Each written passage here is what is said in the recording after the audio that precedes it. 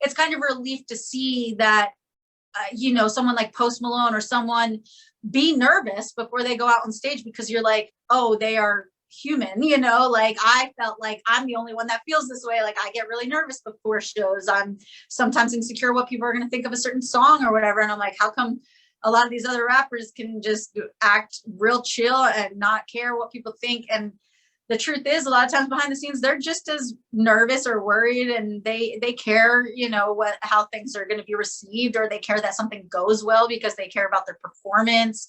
And it's not as much ego as maybe you see on stage, because everyone's trying to give off confidence and exude confidence on stage. But it's, you know, behind the scenes, a lot of times it's chaotic and it's crazy, and everyone's going through human emotions just like, you know, anybody else. And it's kind of, yeah, relief to see like you're not the only one feeling that way. Well, also the fans don't pay for like that, you know, awkward, non-confident rapper. They pay for, you know, imagine coming out on stage and being weird and just like not yourself, and then everyone's like, what is this show? This is not the music that you perform. So I get that. And to me, it makes way more sense. Like, if I care about something, I'm always nervous before it starts. And then once it starts, those nerves disappear because I'm in the middle of it. And there's like, just the nerves are like, all right, that was just pre-show. And the anticipation's the worst, for sure. The anticipation. Do you know what I hate the most is like when you're due to like perform, or you're due to like do something, but you're not early, you're late, and so you got to wait hours, and you're there, and you're just like, oh my god, like that is the worst part. Is like, because you're in that weird place of like, you can't practice anymore. What you've done to this point is as far as you can go, and then that's it. You just got to go for it. Yeah, and sometimes I think there's almost over practicing, like, because you're overthinking it and overdoing it. Like, there's got to be, for my shows in particular, like there'll be 70-30 kind of, like, as far as what I have planned that I do, and then what's just kind of like improv in the moment. I might skip around in my set depending on if I'm about to do a slow song and I can tell that is not the vibe. I might skip that song no one would know the difference, because I'm so in tune with whoever my DJ is or whatever. But like, yeah, you kind of have to play to the audience a little. So there's only so much you can plan, because you can't plan their reaction and what the vibe is. So it's kind of like, you plan for as much as you can control, and then you got to realize, okay, there's a percentage of this that I just can't control, that I just have to go with it. You know what I mean? So in a way, it's weird because I'm not a freestyle rapper, really. I like to write my songs. Some people would be like, oh, well, if you can't freestyle, you're not a real rapper or whatever. But like, there's a big portion of my show I would consider freestyle in a sense, because I didn't plan some of it, in the sense that I'm changing how I'm performing, or I'm changing around my set list, or I'm changing around, like, so there is a bit of like improv, whether, you know, people admit it or not. And that's just like what it takes to be an entertainer, not just skilled at rapping, or not just skilled at playing guitar, drumming, or whatever. There's a difference between just being good at singing or whatever it is, and being an entertainer, because you have to mold to whatever the crowd is doing. And you're kind of like, I don't know, artists see it as us versus them. I don't see it as that. It's like me with the crowd, because you don't want to make it a fight against the crowd. Like, you want to move to whatever they're doing and whatever their vibe is. You want to match them. So it's kind of, yeah, it's different. Every show is different because of it. That I find interesting, because comedians say that for their sets, they usually have the same reaction no matter the crowd. They know that a set is really tight, that like, whether it's a small crowd or a big crowd, they can usually figure out what the reaction is going to be.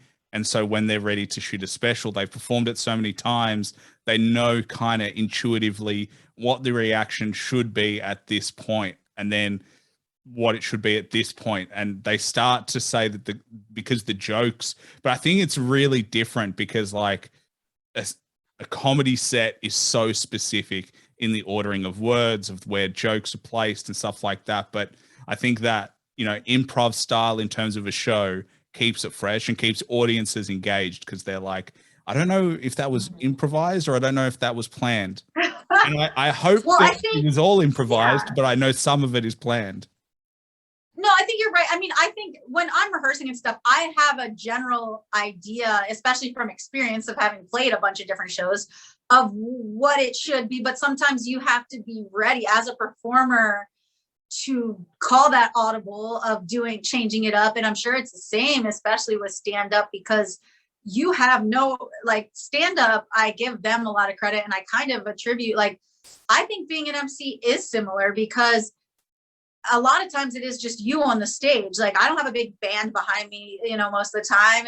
And same thing with comedians. They can't rely on a bunch of other people on the stage with them to kind of take some of the attention and everything off them. It's you. And if it's like everything's on you to steer the crowd whichever direction you can, so I think it's similar in that sense. And with comedians, yeah, that you absolutely have nothing besides you to change people's minds real quick if it's going south or whatever. So I mean, yeah, they got to have a really good idea and be really good at reading crowds. Like, to be a stand-up comedian, it's not just about being funny and having timing, it's being able to read the audience and knowing, okay, I was going to say all this, but this after the last couple of jokes that wasn't received well, so let me move on to this other thing. So I'm sure there's a certain amount of it that's planned and a lot of different routes they can take if they see it going a certain way. You know what I mean? Like, it's kind of like, okay,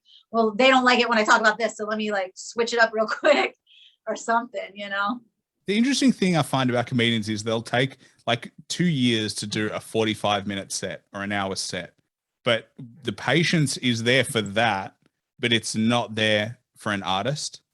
It, like, you know what I mean? Like, for you, because I'm sure you get the Yeah. pressure from fans who's like, when are you going to drop your next album? And your album will be, let's say, an hour long, but they expect that album every 12 months minimum, plus features, plus whatever else you're working on. Whereas a comedian, because everyone's already accepted the time frame, they're like, all right, I know that a special is going to take 12 to 24 months, depending on the life cycle of like the comedian and what they do.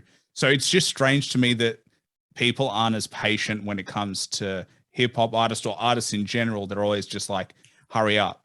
And it's like, well, it's art and it takes time. I almost think comedians might have it a little worse in the sense that if they're going to go on a comedy tour and they're going to perform the same set every night, if anyone films any part of it and it's leaked, it's kind of like it ruins that, for the audience, rather than, I think, as an artist, even if they knew what songs we're going to perform, they're still going to want to come and see the songs live.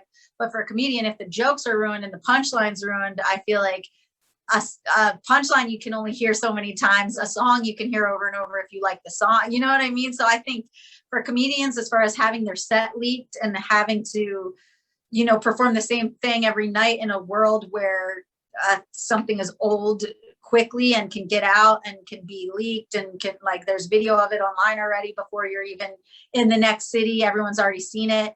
I think that would be really crazy as a comedian.